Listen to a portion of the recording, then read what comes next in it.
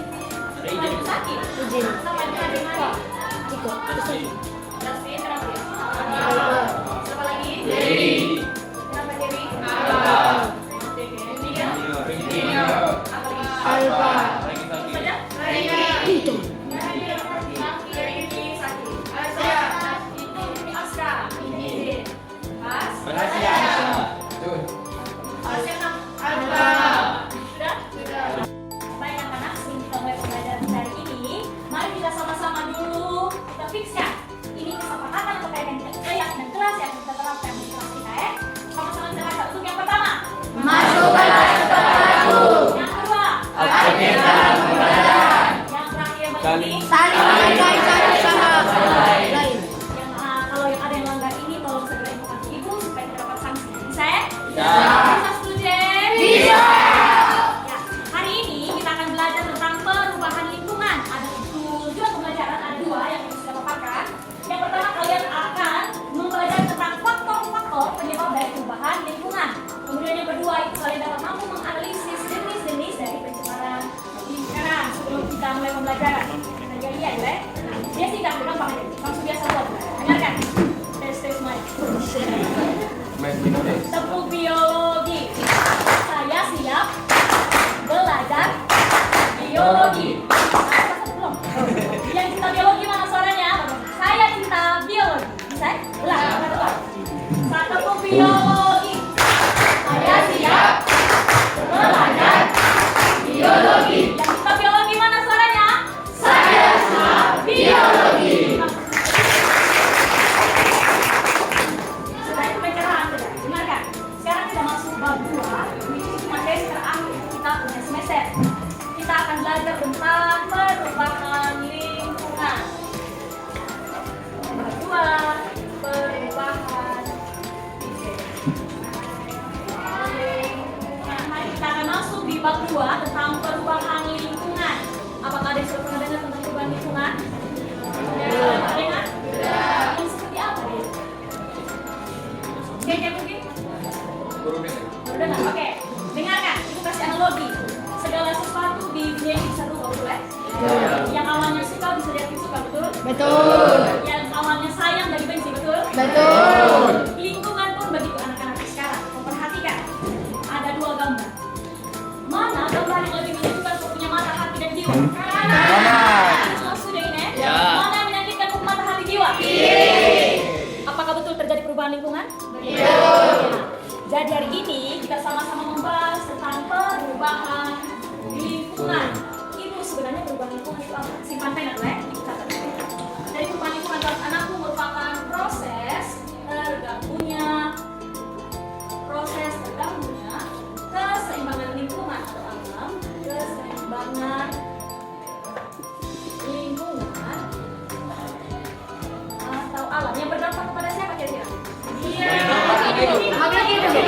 Kepada makhluk hidup. Yang berdampak pada makhluk hidup.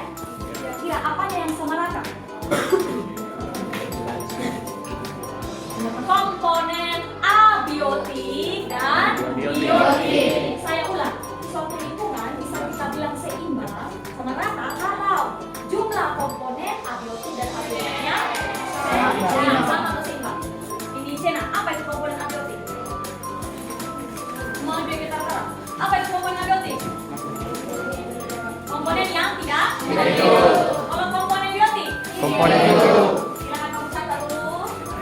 Suatu lingkungan dapat dikatakan seimbang bila jumlah komponen abiotik, atau yang tidak hidup dan biotik seimbang atau sekali. Silakan dicatat dulu.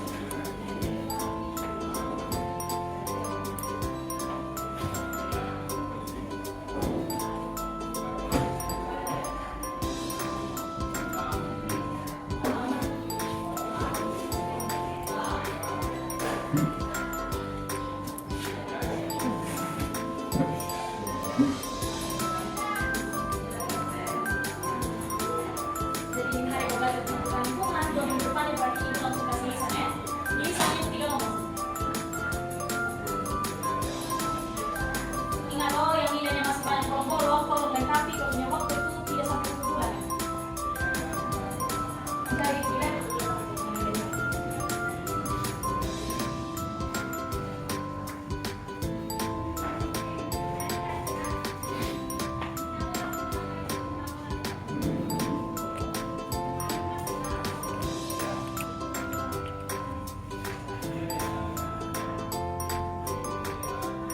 anggaplah ini kerusakan segala itu sudah ya. Entah mau gempa bumi kah, mau kekeringan apa kah, terserah ini kerusakan. Ini lingkungan alam. Tok permisi, yuk bebas sama terus kamu boleh dong, yuk gas tak rusak. Anggaplah sudah lingkungan rusak. Dengarkan, ketika suatu lingkungan itu mengalami kerusakan atau kekeringan ataupun ya pokoknya kekeringan sebenarnya lingkungan itu anak-anakku mampu melakukan perbaikan diri. Maksudnya seperti apa itu? Biar bagaimana apa yang terjadi. Sebenarnya lingkungan bisa memperbaiki diri supaya kembali ke posisi semula. Itu kemampuan disebut dengan daya lenting lingkungan. Daya lenting lingkungan. Jadi daya lenting lingkungan merupakan kemampuan lingkungan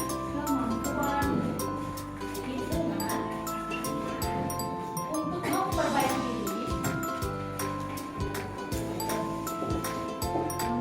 diri. Kembali ke posisi semula, kembali ke keadaan semula. Oke, misalnya satu bukti, gimana ada seperti di bukti misalkan di minggu pusat. Kalau musim kering betul ya. Tapi pas musim hujan dia bisa hidup kembali. Itu disebut dengan daya lenting lingkungan. Tapi kalau gangguan yang terjadi secara terus-menerus bahkan melebihi daya lenting lingkungan, maka lingkungan akan mengalami erosi. Jadi bisa mengerti daya lenting lingkungan?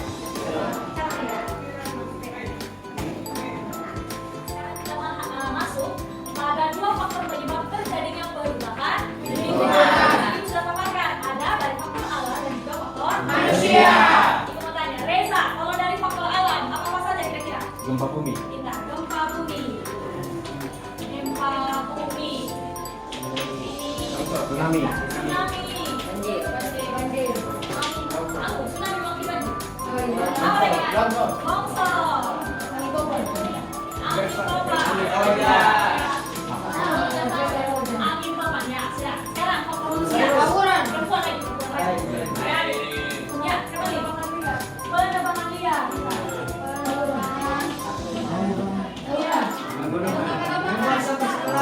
Pembuangan sampah bisa. Pembuangan sampah.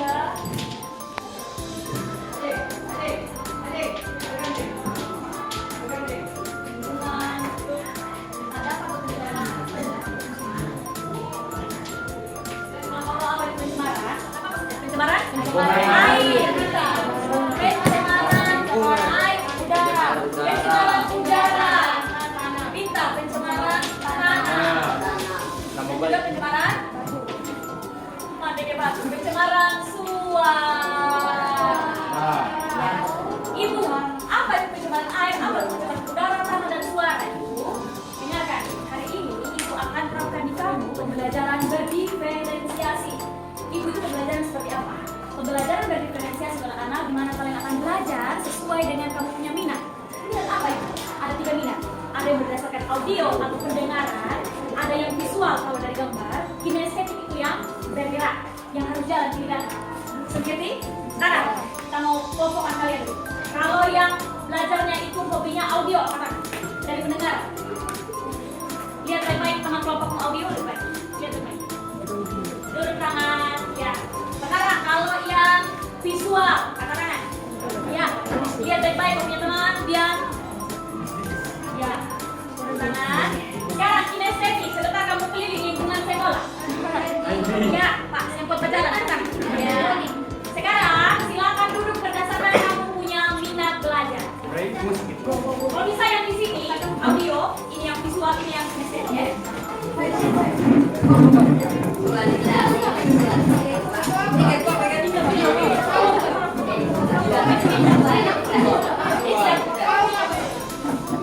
Sekarang kalian sudah terbagi dalam kelompok audio, visual, dan juga kinestetik. Coba yang audio angkat tangan. Kelompok visual angkat tangan. Yang saya kinestetik. Ya, sekarang dibagikan LKPD-nya visual, kemudian audio. Ibu jelaskan secara garis besar ya. Kalau yang kelompok audio itu sudah share 2 materi tentang pencemaran tanah dan suara. Silakan kamu dengarkan materinya secara bersamaan. Nanti Reza dengan Keke yang presentasi ke depan. Dan kalian wajib catat poin-poin penting yang mereka jelaskan di akhir kelas kuis. Yang berhasil dapat poin paling banyak dapat hadiah. Kalau yang visual, kalian dapat hadiah untuk bikin poster di aplikasi Canva tentang pencemaran air dan udara. Nanti kirim perwakilan Siti dengan Anida untuk jelaskan di papan. Begitupun kalian juga catat untuk jelaskan ya supaya nanti pas kuis bisa jawab. Untuk yang kinestetik, paling enak dorong. Sebentar dorong observasi lingkungan sekolah, cari pencemaran lingkungan yang terjadi di kita punya. Silakan kau foto kakak, kau foto, kemudian nanti cari dia punya dampak dan juga pencegahannya. Nanti paparkan di depan kelas yang presentasi. Ini Afgan dengan Victor. Sudah? Sampai sini sudah mengerti? Sudah kalau sebut ya, halo? Halo? Hai? Halo? Audio dengan visual silakan kerja. Sekarang yang estetik, mari kita jawab semua.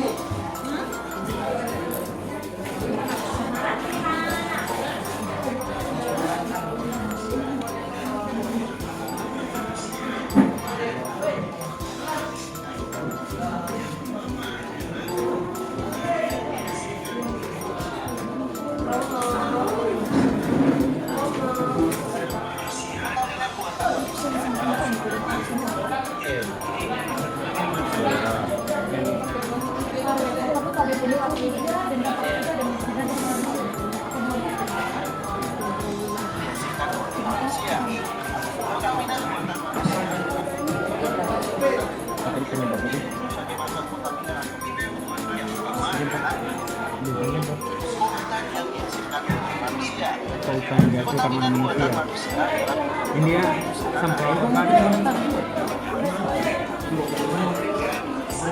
kelompok dari kinestetik, coba kasih tangan untuk mereka.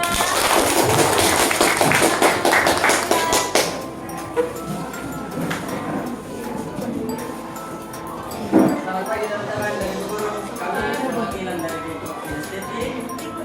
Ini kami telah melakukan pengamatan di lingkungan sekolah dan ternyata kami mendapatkan pencemaran tanah di lingkungan sekolah yang tepatnya di belakang kantin. Dan di sana banyak sampah plastik, dampaknya adalah dapat menyebabkan tanaman sulit tumbuh, mengandung racun dan berdampak buruk pada kesehatan tubuh bila dikonsumsi. Pencegahannya akan dilakukan oleh Indra. Saya akan kesini akan membaca pencegahan. Membuang sampah pada tempatnya, mengonsumsi barang kemasan. Sekian dari kelompok kami. Terima kasih. Tepuk tangan untuk setelah kelompok kinestetik, sekarang kita lanjutkan dengan kelompok visual. Tepuk tangan untuk kasih kelompok visual.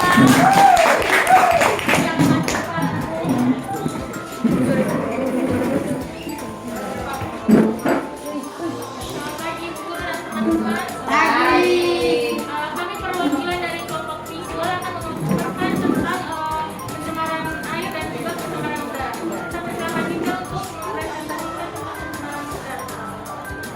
Pencemaran udara yang sering kita ketahui adalah sebuah kondisi di mana udara bercampur dengan zat lain atau unsur yang mengakibatkan kondisinya buruk dan membahayakan kehidupan makhluk hidup. Ada beberapa dampak dari pencemaran udara, yaitu kita bisa sesak napas, yaitu asma, kanker paru-paru, dan lain sebagainya. Dan juga ada penipisan ozon yang dapat menyebabkan efek rumah kaca sehingga terjadinya pemanasan global dan dapat menimbulkan hujan asam. Dia juga memiliki beberapa pencegahan, yaitu kita dapat beralih ke kendaraan pribadi dan transportasi umum agar dapat membuat pengendara itu semakin sedikit. Yang kedua itu kita dapat menghentikan kebiasaan merokok, karena jika merokok itu kita dapat mengeluarkan asap dan dapat membuat pencemaran udara. Jadi saya sangat mempersilakan ini untuk menjelaskan pencemaran air. Baik, pencemaran air adalah suatu perubahan keadaan di suatu tempat penampungan air seperti danau, sungai, lautan dan air tanah akibat aktivitas manusia. Nah, di sini ada dampak dari pencemaran air. Yang pertama itu ada kerusakan ekosistem yang ada di perairan. Yang kedua, terjadinya bencana banjir dan juga tanah longsor. Dari dampak tadi ada juga cara menanggulangi pencemaran air, yaitu yang pertama membuang sampah pada tempatnya dan juga membuangnya sembarangan ke perairan. Yang kedua, mengurangi intensitas dari penggunaan berbagai produk yang dapat menghasilkan limbah dari aktivitas rumah tangga. Di sini saya akan menunjukkan salah satu contoh dari dampak pencemaran air. Dan mungkin salah satu contoh dari dampak pencemaran udara, yaitu asal dari pabrik-pabrik yang ada di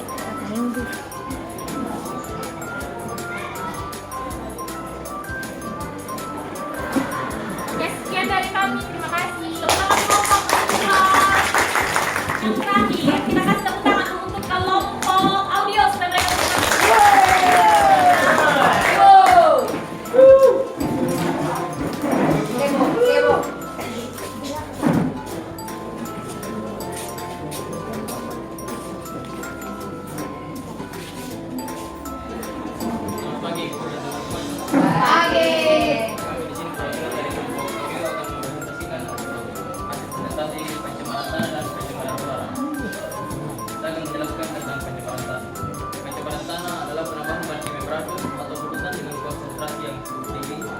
dalam tanah sehingga berpotensi mengakibatkan dampak gangguan kesehatan manusia dan lingkungan. Ada beberapa dampak dari pencemaran tanah. Yang pertama, dampak dalam bidang kesehatan. Contohnya yaitu kanker. Karena kebanyakan polutan tanah mengandung zat karsinogenik yang dapat menyebabkan kanker. Hal ini dapat terjadi jika makanan yang kita makan telah terpapar polutan tanah. Dampak yang kedua yaitu dampak dalam bidang lingkungan. Efek pencemaran tanah di bidang lingkungan yaitu merusak ekosistem. Oleh karena itu, kita perlu mengelola tanah dengan baik karena dampaknya sangat besar. Untuk penanggulangannya ada dua, yaitu menghindari aktivitas pertanian yang berlebih, dan kemudian kita harus mendaur ulang sampah. Saya akan berbagi dampak negatif virus suara. Dampak negatif suara adalah orang-orang yang merasa terkena virus suara adalah orang-orang yang tinggal di kawasan perusahaan terlebih yang menjaga kawasan industri, bandara dan stasiun. Yang paling pertama yaitu hal bisnis dapat memiliki gunung transport itu dan bisa mengumpulkan suara dalam jangkaan lalu dampak kedua dan juga dapat menimbulkan seperti gangguan tidur, gangguan pendengaran dan penyakit kardiovaskular.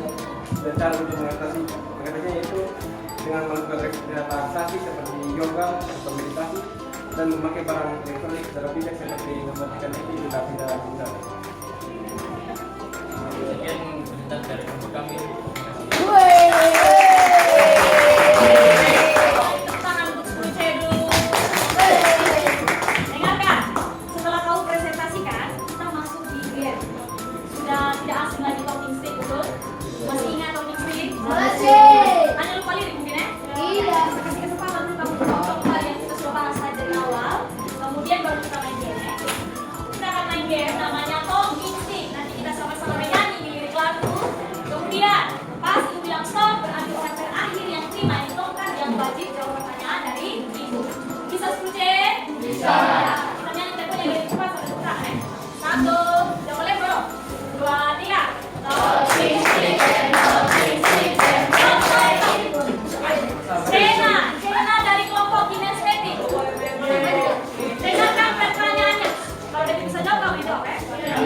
Kakak, apa itu daya lenting lingkungan? Ya?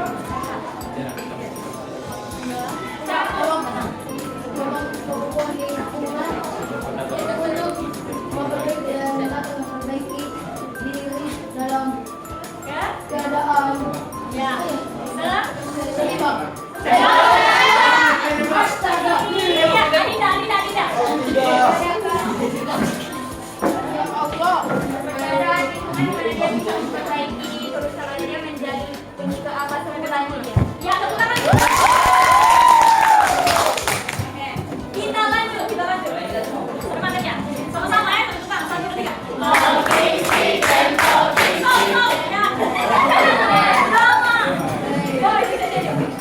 Sama dengarkan pertanyaannya. Bagaimana suatu lingkungan dapat kita katakan seimbang?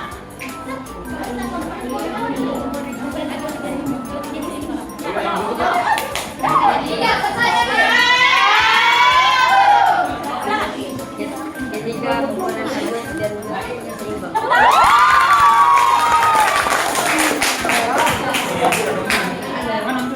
Kita lanjut. 1, 2, 3.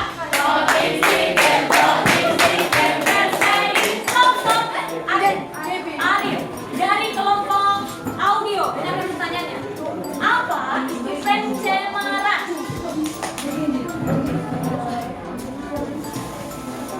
Ya, jawab. Arif. Ayo, Arif jawab.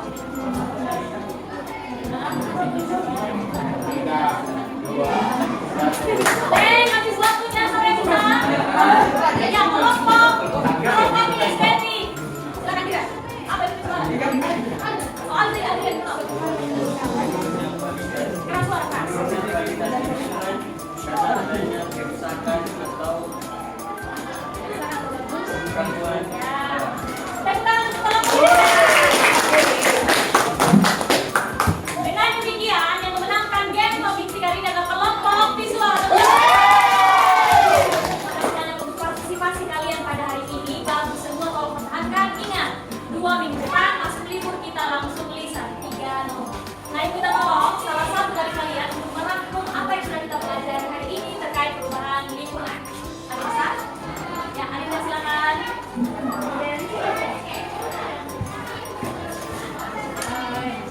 Dari pembelajaran tadi yang ibu jelaskan kepada kita, saya dapat mengerti apa sih itu pencemaran lingkungan dan jenis-jenis pencemaran lingkungan, dan juga ada dampak dan juga pencegahan yang dapat kita lakukan untuk dampak pencemaran tersebut tidak terjadi dan dapat merusak ekosistem dan juga kehidupan makhluk hidup. Nah, dari sini juga saya dapat mengerti karena kita dapat belajar menggunakan metode-metode pembelajaran kita masing-masing, yaitu bisa dengan menggunakan audio atau dengan mendengar, bisa juga dengan visual, kita dapat melihat gambar atau membuat gambar itu dari aplikasi-aplikasi contohnya Canva, dan juga secara kinestetik ataupun kita dapat melakukan observasi secara langsung. Mungkin sekian dari saya.